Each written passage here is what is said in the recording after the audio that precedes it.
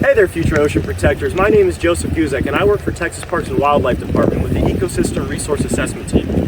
ERAT is an awesome team that helps take care of our coastal waterways and make sure that they stay clean and safe for all of our marine critters.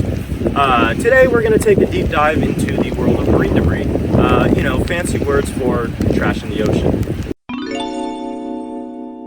Marine debris is defined as any persistent solid material that is manufactured or processed and directly or indirectly disposed of in a marine environment, such as all the stuff that you see right here. Imagine your favorite beach. Picture the soft sand, the crashing waves, and the seagulls soaring above. Now imagine it covered in plastic bags, soda cans, and old fishing gear. Not such a pretty picture, right? That's what happens when marine debris sneaks its way into our oceans. Some examples of marine debris include plastic, ranging from plastic bags, food wrappers, and fishing gear.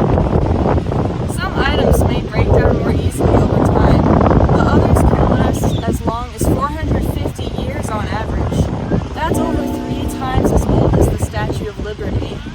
Once marine debris is introduced into the environment, it may never fully go away. It is estimated that as much as 23 million metric tons of plastic waste enters aquatic ecosystems from land all around the world each year.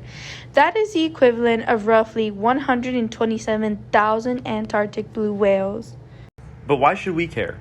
Well, think of it like this. Every piece of trash we throw away has the potential to end up in the ocean, where it can harm the creatures that live there.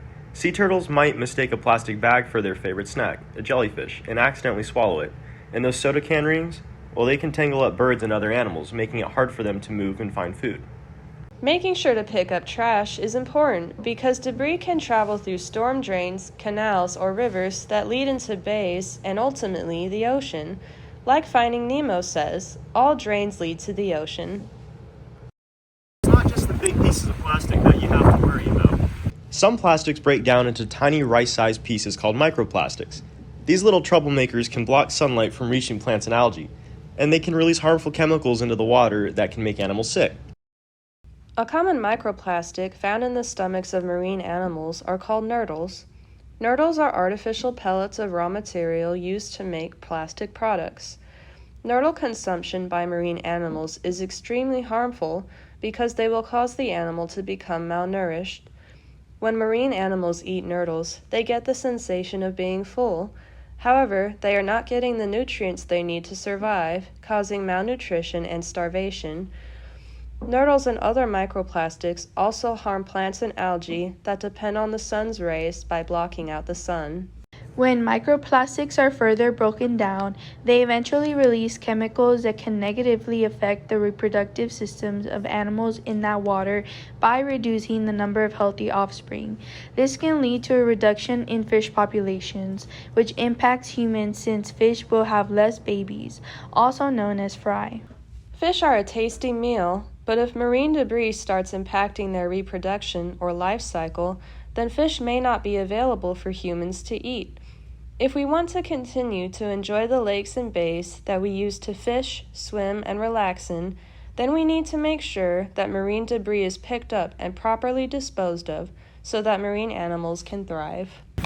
Now I know what you're thinking, but Joe, what can we do? Well, I'm glad you asked. There are lots of things that we can do. Next time you're at the beach, be a superhero and pick up any trash you see. You can even organize a beach cleanup with your friends and family.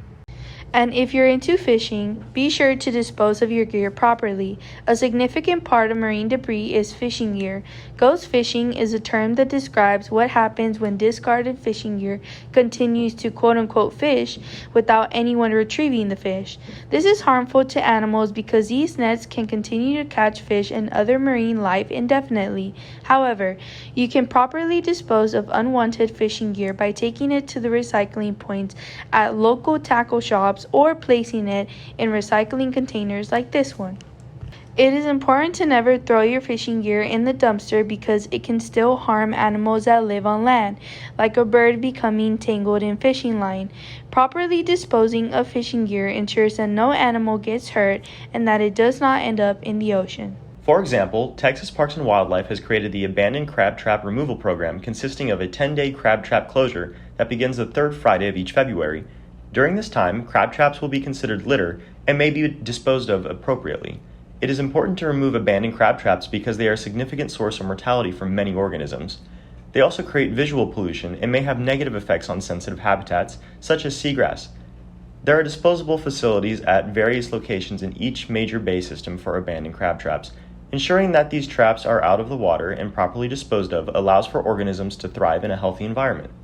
Many organisms are impacted by marine debris, no matter how big or how small it may be. If you're ever on the beach and you find any trash, make sure to properly dispose of it by putting it in a garbage bin. Remember, every little action counts when it comes to protecting our oceans. So let's work together to keep them clean and beautiful for generations to come. And hey, why don't we end this video by picking up some trash ourselves? Let's go make a difference.